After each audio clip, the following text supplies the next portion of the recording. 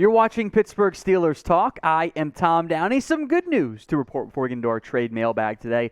We are ahead, barely, of the Cleveland Browns channel here at Chat Sports in the month-long Like Challenge. We are beating the Browns, but we are also behind the Seahawks, behind the Chiefs, and a good ways behind the Philadelphia Eagles, which is pretty damn disappointing.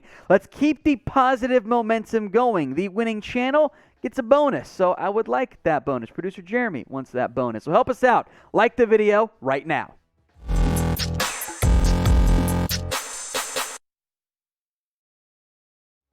Today's Pittsburgh Steelers trade mailbag is presented by Aura, the all-in-one digital safety tool giving you and your family protection. Get a free 14-day trial over at aura.com/chatsports. That link, by the way, will be in both the comments section and it will be in the description.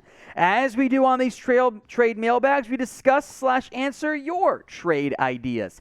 From Dorian B, Steelers get a 6th-round pick, and the Texans get quarterback Mason Rudolph. I think this is about close to being right on the trade value side.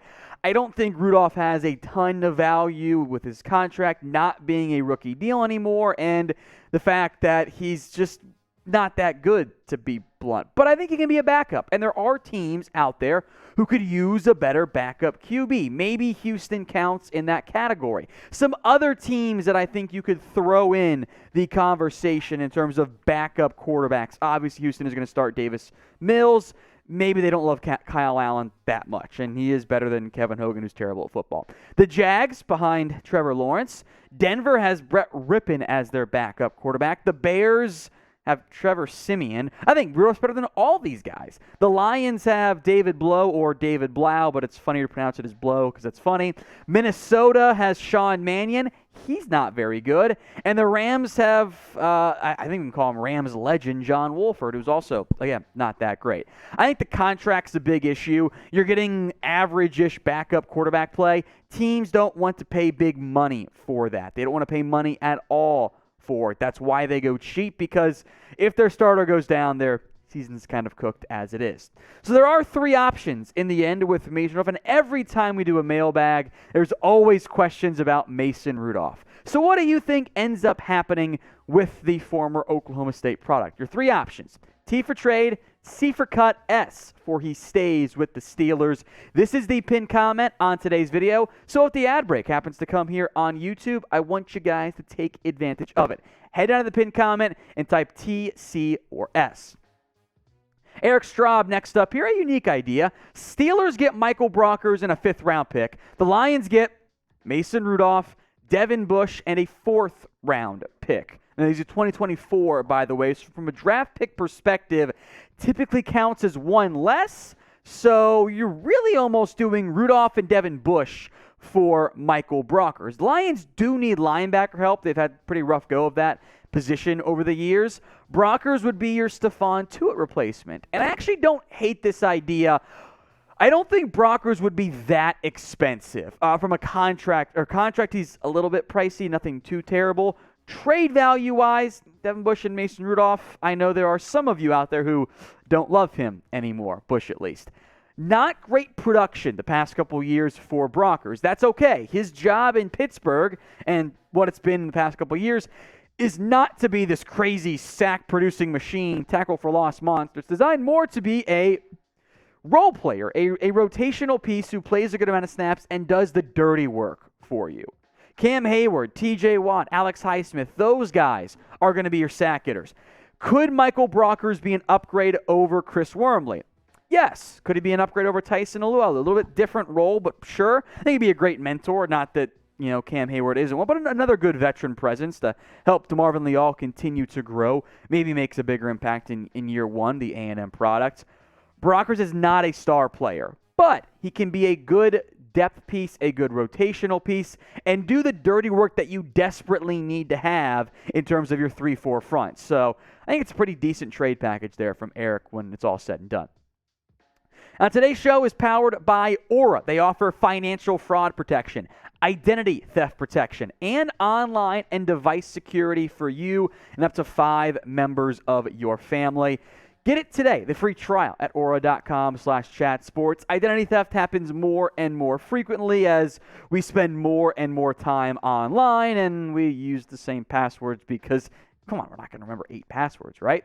So get the free trial today at aura.com/chatsports. That link will be in both the comment section and it will be in the description of today's video. From Kyle King, a pretty, I'll call it a blockbuster trade between the Steelers and the Commanders. Daron Payne, the defensive tackle, and Terry McLaurin go to Pittsburgh. The Commanders get Diontae Johnson, a second-round pick, and a fourth-round selection. I spent a lot of time thinking of, is this trade right from the Commanders' standpoint? McLaurin is a better player than Diontae Johnson. By what margin of draft capital? I think maybe a second-ish. So is Daron Payne worth a fourth-rounder? I think the Commanders in the end would want a little bit more. I like the idea, it's a smart move, of sending Johnson as part of it because you're not going to have McLaurin, Johnson, Chase Claypool, and George Pickens and Calvin Austin. It's too many receivers. So that would bring down your draft pick cost. I think the Commanders, though, would want a little bit more. I'm not sure how much more, but McLaurin, even though I am pro Diontae Johnson, McLaurin's a star. This is a player who has dealt with, I'm going to be mean, garbage quarterback play over the past couple of years for the Commanders. Sometimes it was passable quarterback play, but I think Trubisky would be the best quarterback close to it on the Commanders, and I think even old Big Ben was better than what the Commanders have had in recent years with Taylor Heineke out there.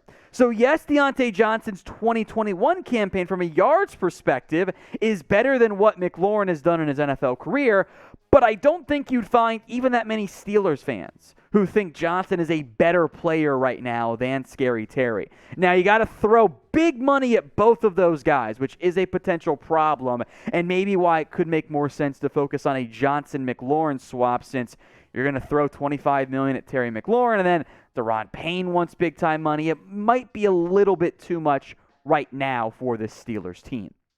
So what I want you guys to do right now is name one player who you want to trade for. Drop that name for me in the comment section. Which player would you love? Keep it realistic. Aaron Donald, Patrick Mahomes ain't happening. But let me know the one player you would love the Steelers to go out and trade for. Josh Smith with a trade idea here. Is a great point, Jeremy. Is this the former NBA legend? Who knows? Steelers get Tyron Smith. Maybe he's related to Tyron. Who knows?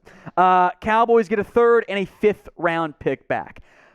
Tyron Smith, kind of like a Jeffrey Okudah I know is also frequently mentioned in trade ideas.